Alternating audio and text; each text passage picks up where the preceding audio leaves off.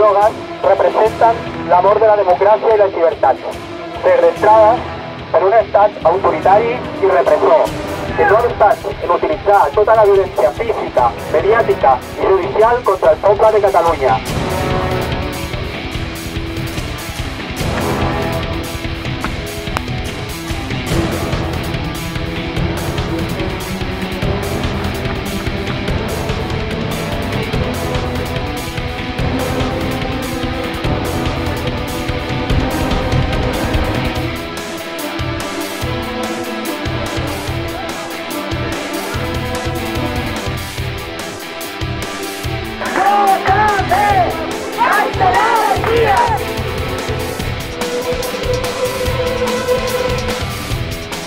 Aquesta acció vol expressar l'amor de la democràcia i les llibertats, però també vol expressar el nostre posicionament polític cap a la implementació de la República.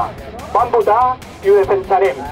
I qualsevol escenari que no contempli aquests elements suposa un greu retrocés cap a un autonomisme injustificable. Seguirem organitzades, actives, mobilitzades i acumulant forces en clau rupturista.